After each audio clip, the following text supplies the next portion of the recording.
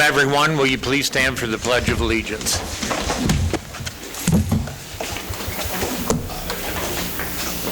I pledge allegiance to the flag of the United States.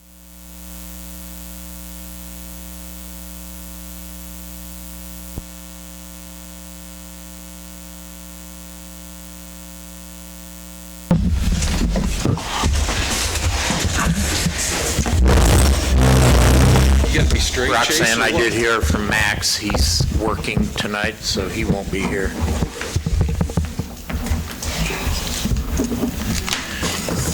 Council, the agenda, any questions, concerns? Make a motion to approve the agenda. I'll second.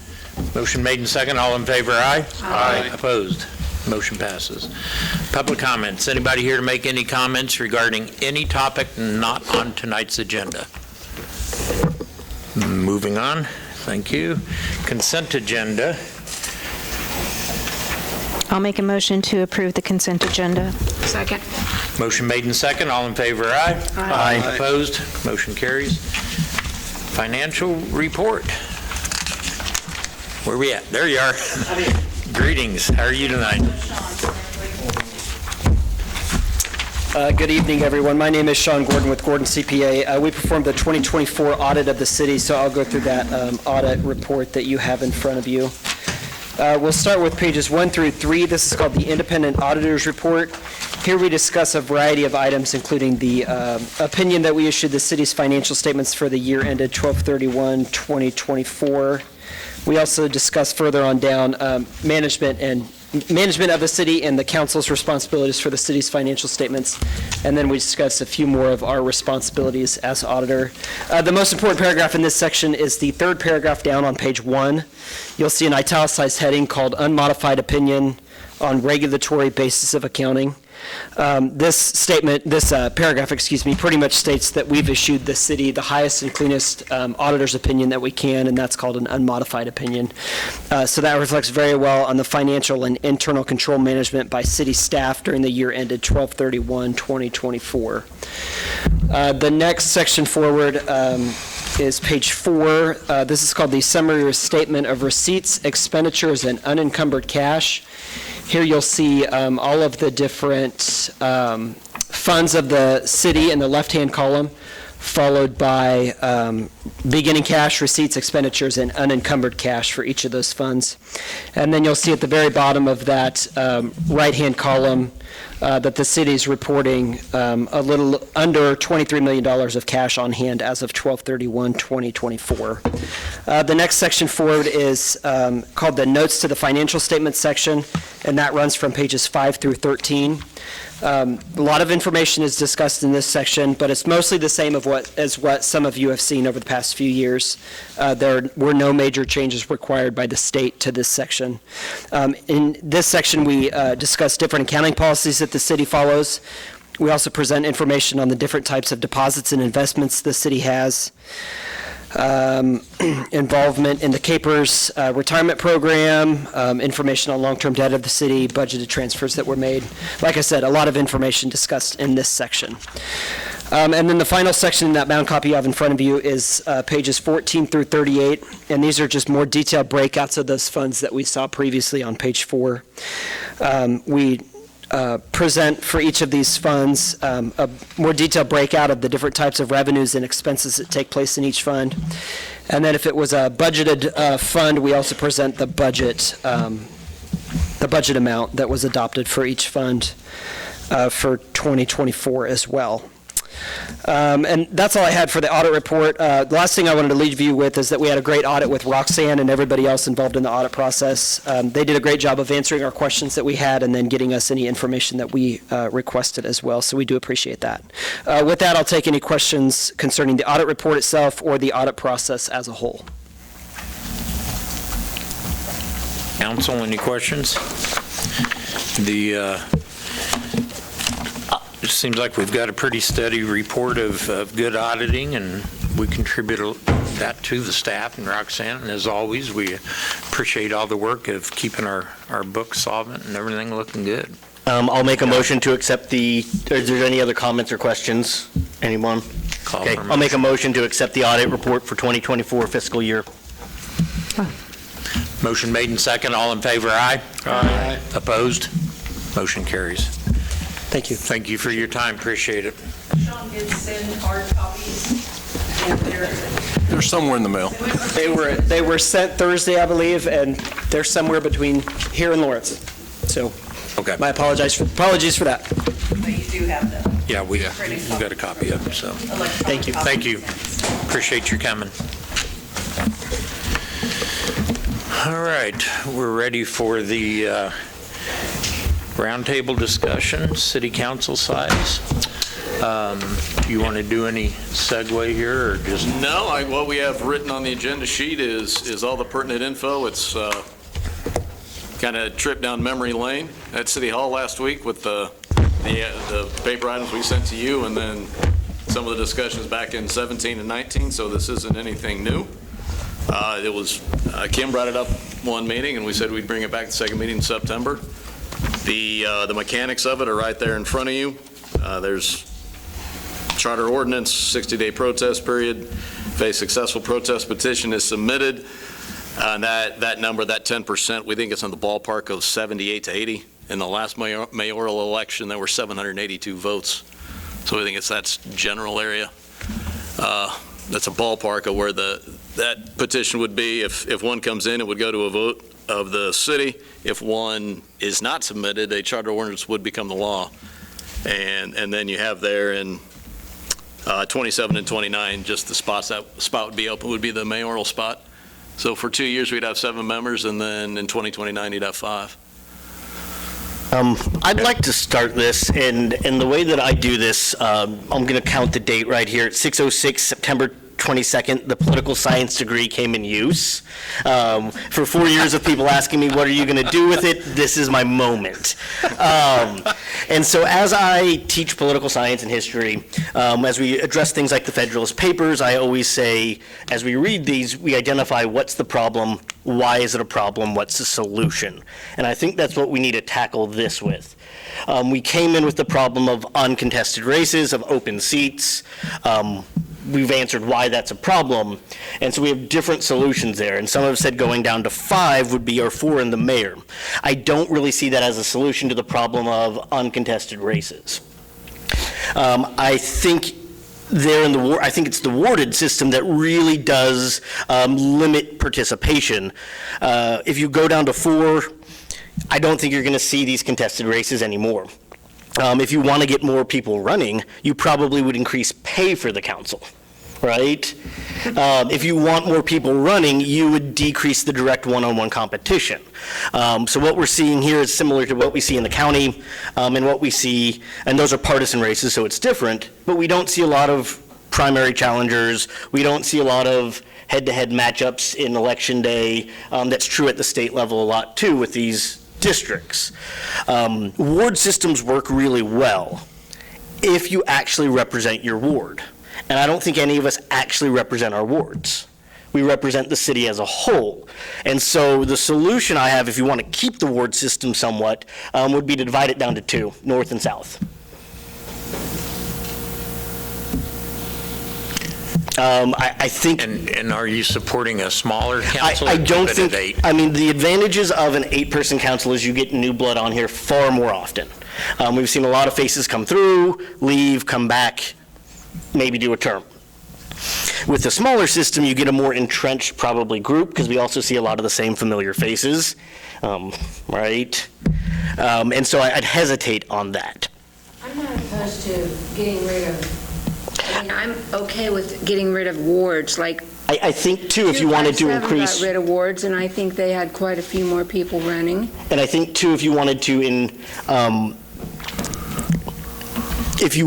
increase the participation of people in the general public, having multiple spots open at the same time means Joel and I could run, and Josiah could run, but none of us are running against each other. I can still say, Joel, I hope you win.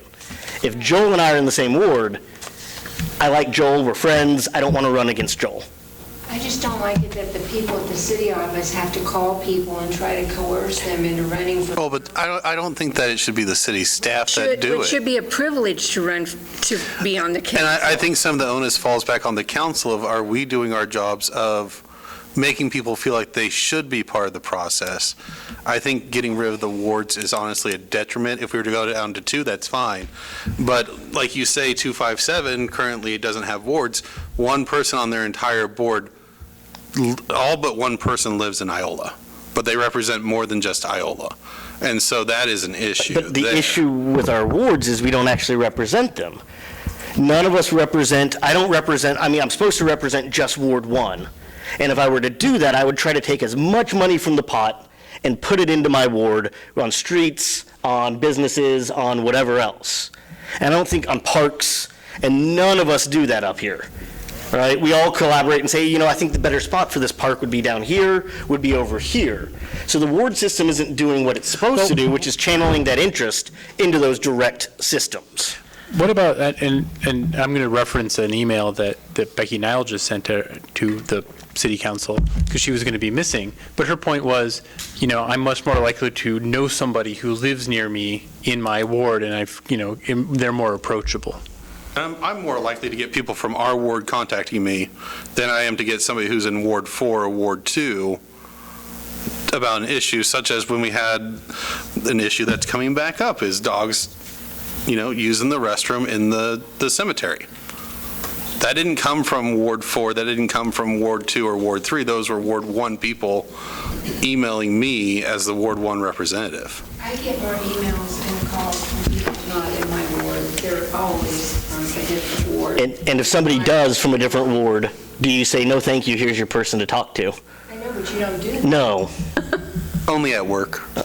So let me point out before we get too far down the ward conversation, what started this being on the agenda was Kim bringing up a smaller council, 5. So let's incorporate that into it. I mean, it sounds like you're jumping out of the chute with keep it 8, but split the wards. I would also haven't heard you say suggest. go down yet, but I've heard you say you like the ward idea.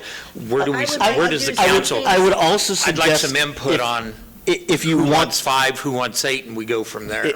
I would also suggest if you really wanted to change it, you might also think these terms are a bit long on the 4 years that they drag on, and that discourages some people from running again, whereas the 2 years of councilors were 2 years and mayors were 4. You would rotate through the council a lot quicker. The mayor would be a more stable position. Right now, we kind of have it backwards where the council's 4 years and the mayor is 2. So the mayor is the change more often than the council. Now, if you went to a big 8 ward or 8 person on the ward or dewarded, every 2 years means everyone would basically be up for election, which is good or bad. What I am for the 8. One of the problems I see with only 4 and a mayor, the benefits here is you are much more likely to change policy quickly with a smaller council. You're more nimble to that.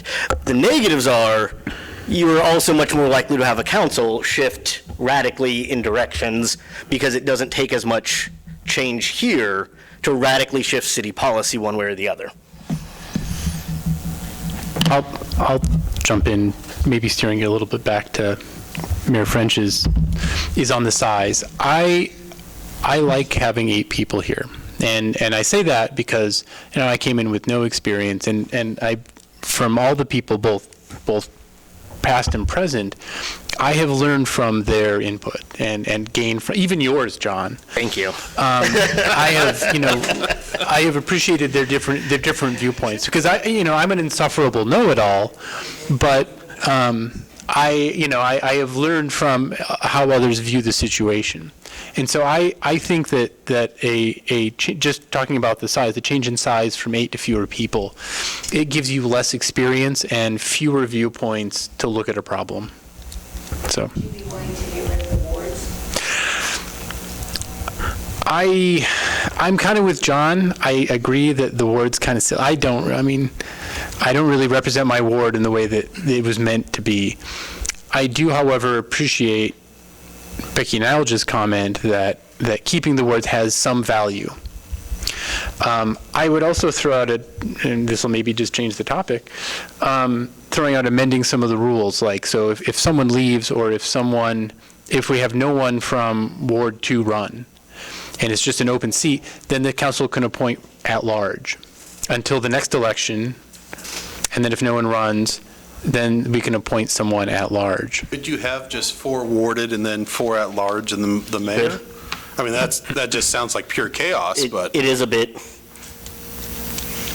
Not for us to have to handle. I don't know the legalities of having a warded system, and this is a Chase question, and that goes at large if no one's there. My gut instinct says no, but that's a nuanced selection rule. My gut instinct would say that if you have a warded system, somebody has to be from that ward. I think you can move from your ward and still sit on your seat, technically, for the remainder of your term. No, it's not. Okay. No. And I know USD 257, they had, I don't remember how many, representing each ward or section of the district, and then I think they had 1 or 2 at large at one time before they went totally at large. So that did kind of take place. But I would just be afraid that if we appointed at large because we had a vacancy, what happens with the next vacancy, and then the next vacancy, then we end up being. Where everybody's at large without. Yes.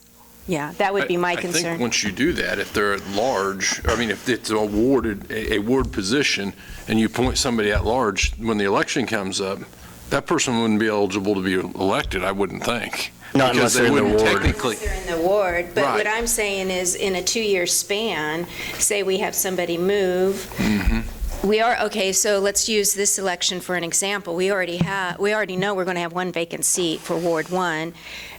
Say somebody moves. Well, it depends on if there's a write-in. Well, But if there's no write-ins. theoretically, yes, I understand that. But the way it stands right now. And then if somebody moves, gets sick, or whatever the case is, then we've got 2 vacancies, and are they both going to be at large? And then we still have to wait 2 years, and it's quite possible we could have 2 or 3 people at large by the next election. So to answer John's question, as long as it's properly amended, I think we can pretty well do what we want. Okay. It gives me a little heartburn to have a warded seat go at large, though. It's either with the ward or it's at large. It would be my opinion on it. I don't think I think it's more chaos, but I also think you could do the 4 and 4. But that's just going to lead to some weird situations, I think. I think you're better off if you want to keep the ward systems to merge 1 and 2 and merge 3 and 4. When you look at the demographics in 1 and 2, they're much more similar. When you look at 3 and 4, the demographics are similar in those areas, meaning you'd always have 2 seats open if you left it on the 4-year cycle. Multiple people running for 2 seats, again, they don't have to run against somebody, they run on, and when we see kind of these open slate elections, we tend to see more positive, because you have to talk about what you want to do and not why the other person's bad. Because it's not a direct head-to-head contest. We just need to do something that's more conducive to getting people to run. I think shorter terms might help that too. Yes. 4 years is a long commitment on a volunteer. I mean, I appreciate term limits and the value of them. I will say, like, it takes at least 2 years of sitting on here before you know what's going before you know what's going on. Comfortable. Utilities. Like, there's a lot. Like, the first meeting was like, oh, hey, you have to become an expert in how to build a road. And then the next meeting is, oh, you have to, become an expert in electrical solar. distribution systems. Here's a primer. And then, And then here's how the CPA. sewer system works. And, I mean, it takes a lot. 5 utilities, again, I think Yeah. we do a lot at the city, and I think a lot of people don't realize that we're a hefty organization. We're 36 million a year, and you guys saw in the revenue, that one page, we're $36 million organization. When we provide 5 utilities and we maintain streets, if you want to count them as a street, that's 6. Yeah, and it takes a lot of A lot going knowledge on. and It's- experience. it's a very lot. many cities that are our size that are full service in Right. my, Right. It is, and I'm like Nick, I came in completely green, and I appreciate all of the diversified comments and viewpoints and all of that to put a different spin on things and make me sit back and think, oh, yeah, well, maybe so. Just puts a different perspective on everything. And back to John's comment, I also do not just represent Ward 4. A lot of it has to do with my job, but I also feel like I'm representing the entire city of Iola, so. Here's a question. I'm going to say a couple things, and then I'm getting to a question. I feel like the 8-man council and a mayor provides for more opportunity for diversity, which I think we've already said that. And yes, we all work towards the greater good of the entire community. But we are pulled from certain areas where people, our neighbors, with the idea, our neighbors should know us or what have you. So, a smaller council would have some advantages and some disadvantages, I think, just like a larger one. So what I'm trying to think here is, what is our real problem? Kind of back to what John said. Is our real problem we don't have enough people to run? So then, in that case, I think my suggestion is before we change anything up, maybe we try to promote the city council to the community. I mean, I know there's got to be people who would be interested in public service, but they might need a little push. Yeah. Or don't have a true understanding. Right. I mean, I think a lot of the community probably, they don't understand that you got to sign up, to enlist by a certain day, those kind of things. So would it behoove us to try to get more community involvement before we try to change things? Because if people aren't paying attention or they just don't know, then it's not going to make any difference. And I don't have confirmations on this, but 2 people have briefly talked to me about maybe writing in Ward 1. Like they want to do a write-in for Ward 1. 2 people have come up and talked, 2 different people. So, I mean, there's interest in being here is the point. Maybe we need to facilitate that interest. How would we do it, like a town hall type? I mean, because Maybe if we had a regular meeting, they could come attend and see what we do. Post it online, maybe a Facebook post. Going back to the things I've suggested time and time again, and the mayor's heard me at various meetings, but by doing a community leadership program, you can instill that power into folks that maybe they run for city council, maybe they go join a nonprofit that's in the community, maybe they run for county or take up some project that we don't currently have, but you're instilling that feeling of power in folks, regardless of age, regardless of ability, to be involved. Versus when there's one hot topic, they show up to the meeting, all they see is what happens at that meeting, they get mad at us, and they don't come back. And it's not enjoyable. I mean, a meeting where it's a hot topic, for sure. Well, my only concern is, I agree with Joel, I agree with you, Josiah, as far as educating the public on what we're doing, but we need follow-through. We have many meetings and many town hall discussions, and it's the same thing every time. We have the same issues, the same comments, but I don't ever see, and I'm not saying the city of Iola, us necessarily, but with many different organizations, it's the same song and dance, just a different verse, and I don't see resolution or moving forward.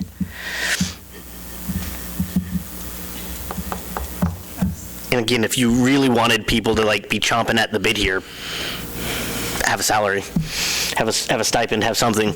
I've been opposed to all of that. I will always be opposed to having paid on council. But if you want people to start running, you pay them for their time. You really want people to run for the county, make it $50,000, make it a full-time job, right? Instead of a part-time job that's full-time. You really want people here, you pay them. But I actually don't really like us being paid. I've always been opposed to it every time it's come up. Me too. But I'm just saying that is a solution to that problem. Roxanne? I feel like I have a little bit of an interesting experience. When I worked in gas as the city clerk, we were at large. It seemed like we also had trouble getting people. It was a smaller community. I mean, we had 552 people and we had a council of 7. So it was just as difficult. But it seemed like the same social economic part of the town ran, because they feel like that's who should be on the council, or they don't feel like, I hate to do this, but it's always been this way. Ben, you can kind of back me up. The north side of town is more of the wealthier business Iola. people, and the south part of town is Yes. the rest of us. I think there's a casting. and Yes. People know where they are That's cast. just the way it's always Yes. been. That's what kinda has to how get it resolved. Yes. Is that casting needs to go away. Well, it happens in Gas City, too. On the other side of the highway are those who don't run. On the north side of the highway are those who run. Then when I moved to Iola and we were the 3-member council or commission, it seemed like it was mostly north part of town. I mean, you can go back for years and it's mostly the north part of town. I feel like, and we paid them, John. Not a lot, but we did. We did, but Gas City, we paid them too, but I feel like if you get rid of the wards, you lose that combining of it's not necessarily whether I represent my ward, it's whether I know that the people in my ward can't afford this, or the people in my ward feel represented because, hey, my neighbor Ben knows how it feels to be on the south side of town or the west side, whatever it is. I live on the south side of town. I mean, I'm not So how do we go about? demeaning anybody, but that is so true of this town. 100%, and I'm south side of town too. But if you But- divided that into just two, north and south, you kind of solve that problem where you keep it, and you still open up to where you're Other not. than just the There is an mayor's the East Iola. decision. I would love to be able to educate the citizens and make them understand that their voice, no matter where they're from, matters. And that everything, they have the exact same rights to the same opinions and the same voice, that it doesn't matter where you live, north, south, east, or west. But I don't know how we go about. I think that's But just I think natural. Roxanne's point, and it goes, there was a survey done, a study done in, I want to say it was Liberal, Kansas. It may have been Garden City, where they discussed getting rid of the wards. And the representation, the city is very Hispanic-based, and the representation was instead a majority of the more wealthier white citizens, which was a small population, but all of a sudden everything that was in their neighborhood and their section of town was being taken care of and nothing else in the rest of the town. Switching it to wards, they saw a change because there was more actual representation of their areas. And so I think that's more of the concern, is that we really lose that.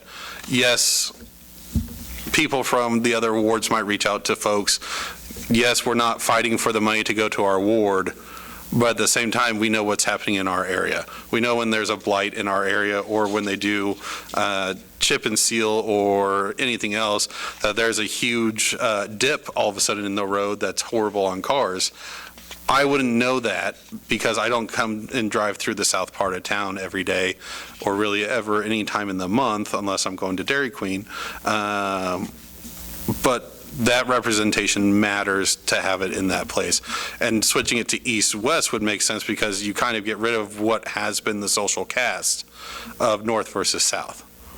No, I think, No, there- I think there then you would be dominated by what is Ward 2, because you're talking the east of Cottonwood. East of First Street, Right. south of, Yeah, so 2 would then become the same issue that you would have because it's the more affluent district. Just demographically speaking, 2 is the most affluent than 1 when we look at medium incomes, when we look at housing prices. I don't think changing the size affects getting people to run, because we had that problem when we had a 3-member commission, honestly. Right. They very rarely did we have contested races, it seemed like, in the, I don't know how many years I was there before it went to the 9-member council we've got now. And you tend to have more contested races with multiple open seats in the same district, And however you want to do that. let me point out that which we're stating is pretty much what was said back before it went to an 8-member council. And Mr. Shannon wrote an editorial, Ray Shannon did. And what he said about 8 members is or what he said about 5 members is kind of the concern we've seen with 8 if 3 are missing, nor is a 5-member body much better. Then it would only take 3 people to agree. So if you're worried about the absenteeism at an 8 council, you end up having the same issue with 5. He went on to say, having an 8-member council would force greater discussion on a number of topics before they are approved or rejected. He further stated, similar to what Roxanne and John has mentioned, the system we have right now is stacked against the plain working guy because candidates are voted on by the entire city. I can list at best maybe a dozen people who have name recognition across the city. So not a lot's changed.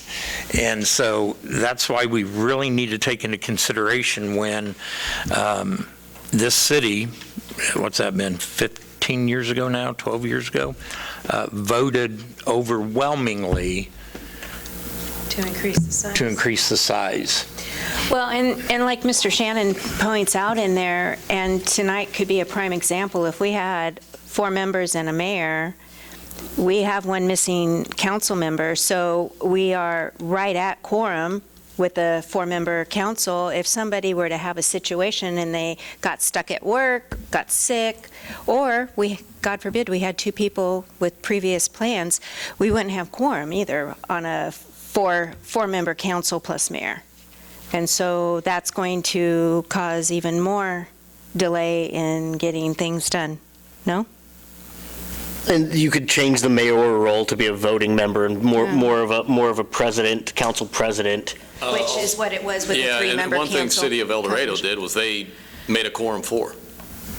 They just added an ordinance that a quorum was 4. So if they had 2 people gone from a meeting, you didn't have a meeting. They just had an ordinance that said a quorum was 4. But then you don't get things done if you don't have a meeting. Things roll pretty slow as it is with a quorum. I think people took the job more serious. Job responsibly. And I don't think we had. So they knew that on, what is it in El Dorado? First and third Monday? Right. First and third Monday, they knew that evening not to schedule anything. And the 3-member commission was the same way. Very rarely did we not have a quorum. I mean, something drastic had to happen. I mean, every now and then they'd say, hey, I'm going to be gone. So we would keep the agenda fairly light, make sure that if it was anything that was going to be much discussion, we'd move it to the next meeting. But, for the most part, I think when people run, they know. I mean, or at least I did when I ran for the college. It was the same thing. I knew the meeting nights and knew that, hey, I'm going to do my best to be there regardless. And things come up. I mean, work happens or emergencies happen. But for the most part, I mean, you guys don't miss that often. It happens. And I don't know that a quorum would be that big a deal on a 5 or 7 either. I mean, but. Donna, did you want to say something? You mentioned it earlier. We'll turn to you folks. First of all of you are babies. I've been coming here for 58 years. So I've watched the 3, which I hated. I thought they were all very wealthy, and they kind of voted for that end of town, and I didn't like it at all, and so we got rid of a couple of them. A bunch of us just got rid of them, and that was horrible. So I was 4 or 5. 5 is great, I think, but the problem is what you were saying, what Roxanne was saying, we don't get the people on this south side. That's the same as the school board, that's the same as every event I am in, and I'm in a bunch. We have trouble getting, I'm talking to these 2, we have trouble getting our people to get on the board at the museum. And no one bitches at us. You guys get bitched at. So I can see why people would not run for this area. I think it's terrible. When I heard some of these people get up and say, well, the housing's too high and this is too high, and I thought, get in and start working on something instead of griping. That's my thing. I am for 5 or 8, but I don't see people running. And this is also something in every group I'm in. I started with about 25 people, and we're down to 3 or 6 or 10. People just aren't running. I don't know why. But part of this, I think, is when you get people bitching at you for no reason, I think. If they would go to all the committee meetings, they would find out you guys are trying to work hard. I don't care whether you have 5 or 8, but I think if you have 8, maybe some more people would run, but they aren't. Donna, I understand there's a position in your ward What'd you say? available. I said, I understand there's a position in your ward available November 4th. Right in Donna Hauser, is that what I'm hearing? I'm just throwing it out there. On the mic. At 88, that I would run for city council. I think we're in dangerous ground right here with this comments. Thanks, Donna, for your Now, my comments. best friend, but- she's going to come and be nice about it. Did you want to say anything, Mary Kay? I'll just say from experience, working with a fewer number is easier. And if you're trying to deal with. Come up to the mic. Figure it out. I just experience. The people at home can't. I'm sorry. I just feel from years of experience, and this council I had good luck working with, but I do know the fewer the number, the less effort it takes to get something discussed and decided. So I kind of like the 5 myself. Do you feel the topic is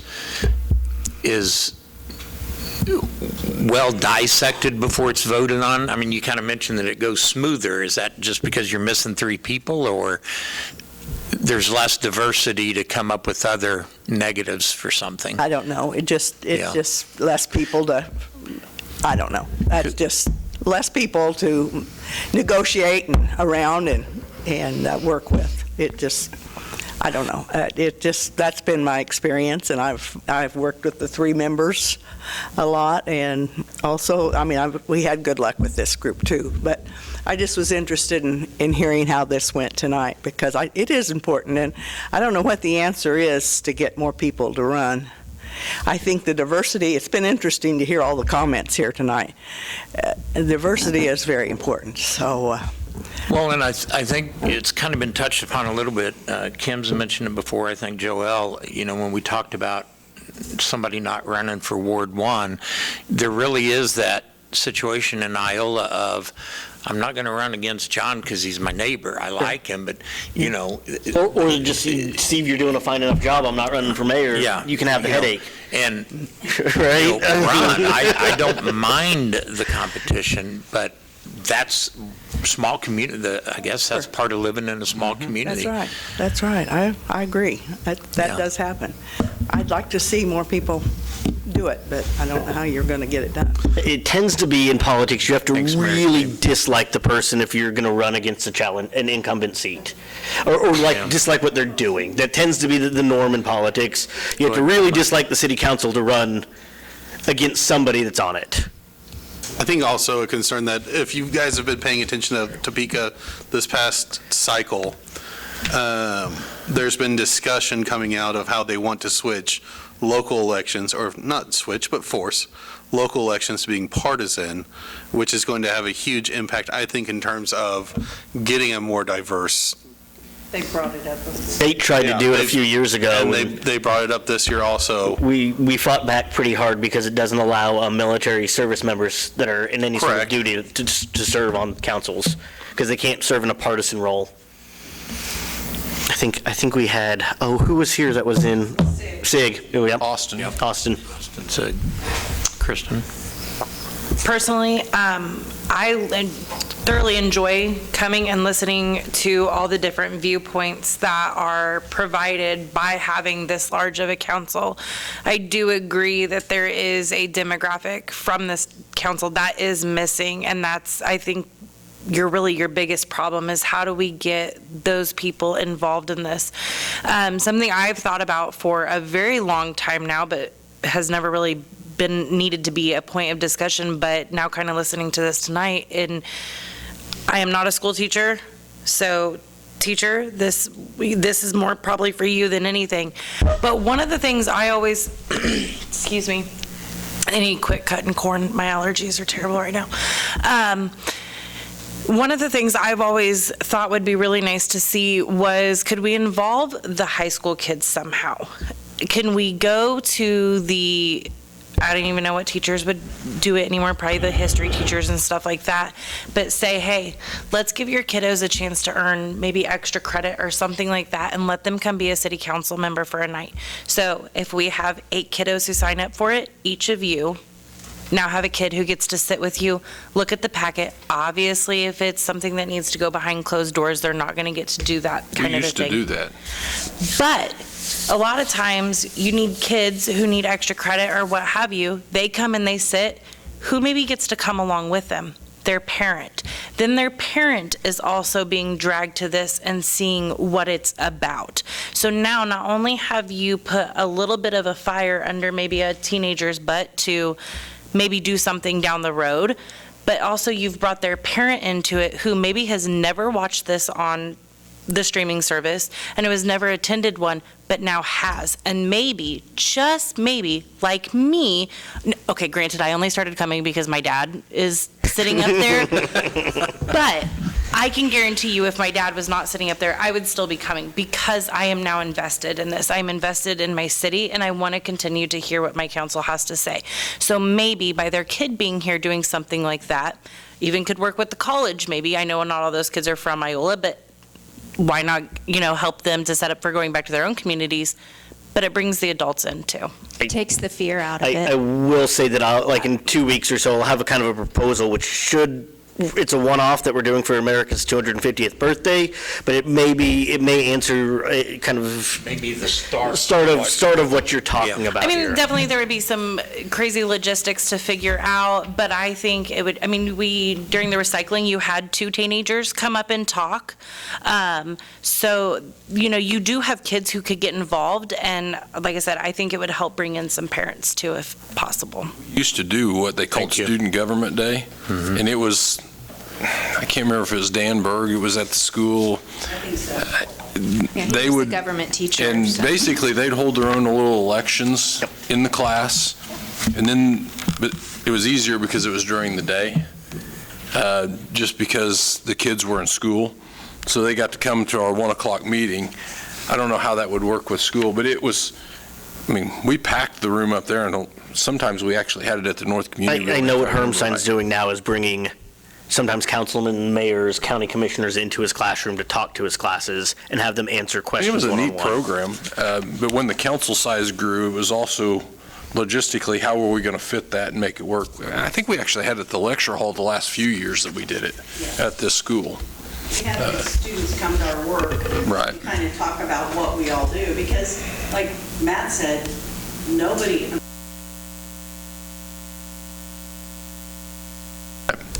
or even pick up our own trash. So if we teach those students, all those, one, it's an opportunity.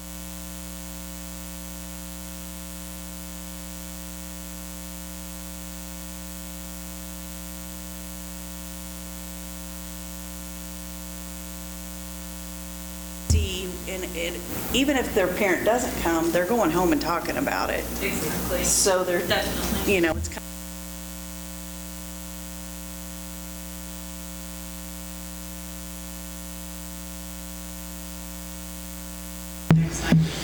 it was kind of, I felt it was important, and I felt like the students seemed involved.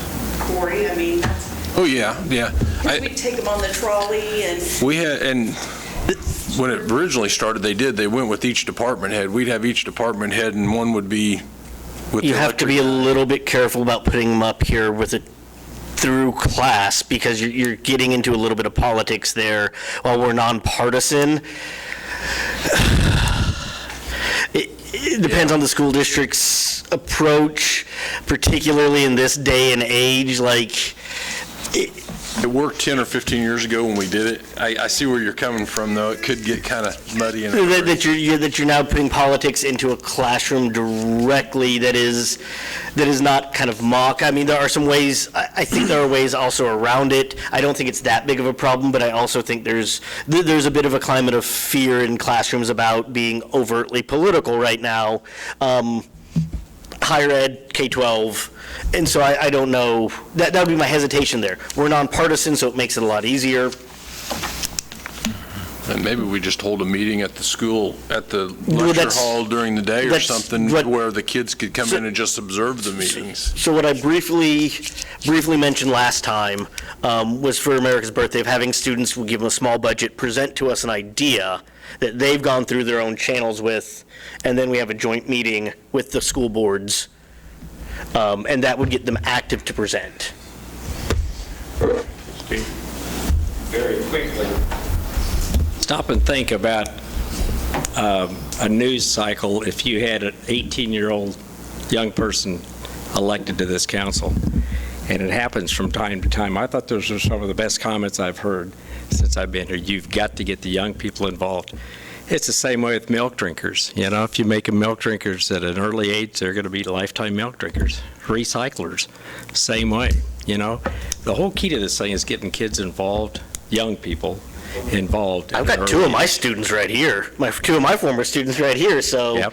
I'm doing my part. There you go. does have a point because one student that I went to school with in high school became the youngest city council person for Ottawa. I think is quite possibly also the youngest mayor. She now works for the city of Columbia over in Missouri within their administration. But we need to hit the citizens when they're young. We need to hit them when they're my age. We need to hit them when they're more experienced. Don't hate kids. I'm going to be a wet blanket now. We're way off task. topic. We're way off task. We're off topic of council size. And I'm going to be the wet blanket. Yeah, and that's where I was just getting ready to come back to that. It sounds like what we're discussing is solutions to try to maintain an 8 council and keep it going. So going forward after tonight, what's the consensus? Are we still looking at reducing the size or keeping it 8 and possibly changing the wards? Isn't that kind of where we ended up at? We're leaving it the same. I'll offer where I'd like to go from here, which is, this was brought up by a council member, not by the citizens, although she is a citizen, but if we're going to go forward with any other further discussion, I'd like to see it come from, a petition from the people to show that there is an interest in the community for that to happen. So I'd like to see something that is citizen-led and, with enough people supporting it to say, hey, this is something that we want to have. I don't think this should come top-down from the council. So. Yeah, that's the way I remember it, how we got here. Yes, there's a lot of conversation to get us here. Yeah. I haven't seen that or heard that conversation to get us away from this. Yeah. Both the wards and the number of people. They don't hate us that much. I agree. I'm good with how we are.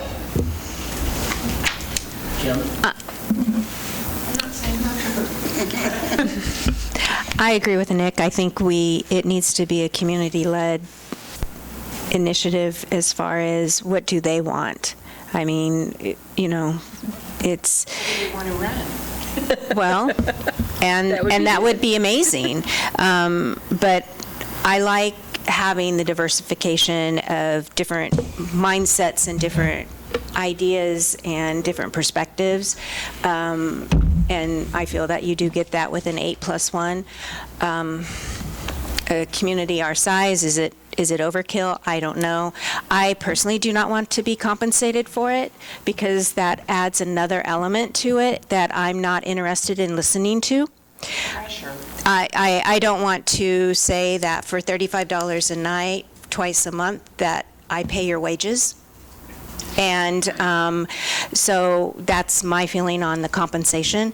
But Yeah, let's just kind of keep it right now to, if we're going to bring it back for size discussion, as far as compensation and how do we get people more interested? We could always ask for that to be on the agenda and go forth. I would like to see the public move forward with it. The public, we definitely need to keep the public in mind and keep them invested and not be a small group that says we're going to change it when it was 300 and some that signed a petition and got it moving. So I think that's a good idea that if the public has enough ideas about the diversity and makeup of the council now, then put it back on the public. So I want to, it's been said this evening, 20-some years ago, I went to my first city council meeting, and that's when we had 3.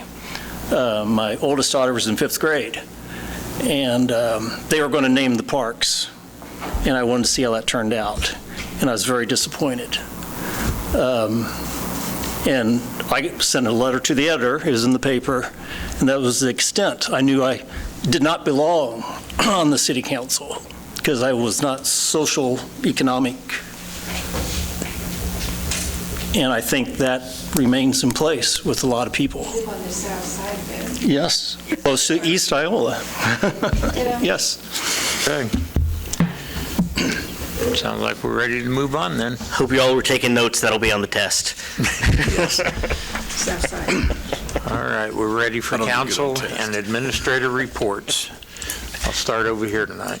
Josiah? Yeah, congratulations to Danny on the retirement. Almost as long as I've been alive, Corey. Keep it up. And also to Lieutenant Andres, is that right? Yes. On the 22 years, that's quite a long time for the police department, which just reminds me that just a shout out to our first responders and really all of our employees.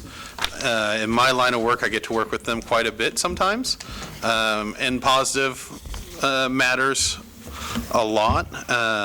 And so I just appreciate getting to work with them and the support that they provide us, and the folks who decide to call Iola and Allen County home for about 10 months a year.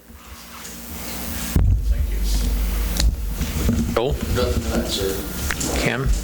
Citywide cleanup starts on Monday. Yes, all in by noon Friday. I appreciate that so much that the city does that, and so do all my neighbors, because they're all got their stuff out. So be ready. And congratulations to Danny on his retirement, for sure. Yeah, congratulations to Danny for 34 years of service. That's amazing. I did have a citizen tell me today they appreciate it. I don't know if it's coincidence and I know that this is the first time that we've had a fall citywide yard sale event, but they did appreciate the fact that it's coordinated to start right after citywide yard sale. So I know it's probably coincidental, but maybe we could, unfortunately, the spring one is in June, so that doesn't coincide, but they did want me to mention that they appreciated that. And that's all. Thank you. John? Just echo, kudos to the city. I don't know a lot of larger cities for sure don't do a citywide cleanup. I think this is one of the services that we offer that is really above and beyond, and I know our crews work hard those weeks, and they do a fantastic job of picking up limbs and all sorts of just stuff that needs to be out of houses. It's one of the things we do that really helps keep this community pretty, so I thank the staff and all the work that goes into it. Thank you, John. I have 2 things. I just want to congratulate Roxanne on a successful audit. Your secrets are safe with me. And then I will also just want to say that I would be disappointed with the Register's integrity with journalism if they do not quote Donna Hauser exactly from tonight.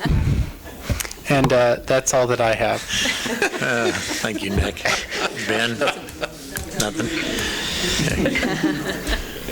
Corey, anything more? The water tower project should be getting close in the next week or so, I think, of finishing up. And then I know you guys have probably seen the park sign. We're slowly but surely starting to add some stuff. Over the next few weeks, we'll work on an internal policy of what can be on that to be geared obviously towards the 3 entities that paid for it, but anything nonprofit, kind of like the way we did Channel 6 back in the day with, if there's an event that ACARF's got going on, for example, I think that's probably a wise thing to throw on it. But our IT guy is working with Rex department to get that up and going. And then I think the next step is we're going to have a meeting with whoever's going to help us put the slides on for the school district and 4-H to kind of key them in. They'll hand them to us and we'll upload it. But it looks nice. He's not going to blind any drivers. No, actually, it's Ask that about it's teen not bad at night. I don't know if it's got a self-dimming one. Some of them have got self-dimming, but it's not bright at all at night. I mean, I'll say it's at Dairy nice. Queen night last week, I was sitting there, like students were coming in, I was like, what is that thing that keeps changing colors? Yeah, And the students were like, yeah. it's down there at the park, and I went, oh my God, that's already up, okay. Yeah, one thing we're not going to have is flashing lights right now. What people see now is that flash and the move. We're not going to have. Actually, that's off of it now. It's got the temperature, Yeah, the date, that's- and then I those are think dangerous. 2 slides we've got on it, dodgeball and maybe futsal sign up or something. And I only noticed it when it changed. Right. Because I was like, what? Yeah, What's down think there? fade in, fade out. Yeah. Yeah, nothing moving. Ace, anything for us? Appreciate you being here. Thank you. Matt, anything? One thing in terms of retirement, Danny was Friday, had a very small reception. It was the power plant crew and me and Corey and Carla. His And then, request. And then Lieutenant Roush's last day is Sunday. We think 37 years. I just asked her how many it was. That's a long time. But, yeah, 37 years. So if you see him, I think he's on the day shift now. If you see him, give him a heads up. I saw him today and said thank you. We'll see him again. But he's really nonchalant about it. It's like, yeah, no big deal. And thinking, 37 years law enforcement, that is a big deal.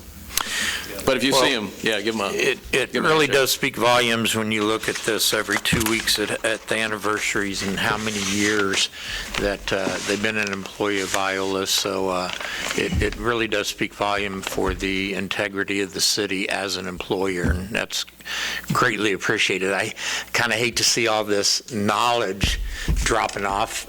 We're losing a lot of knowledge real quick here. They could run for city council. 30s and 40s. There you go. They have no conflict now. So, Roxanne, anything, Roxanne? Darn it. I don't know if you guys have seen the meter reader position open. Tammy has did. decided to switch over to the dark side. No, just kidding. She's going to Store's position. I'm glad she's not leaving the city of Iola. We're fortunate to keep her, but 16 years of bending over reading meters is That's a long pretty good time.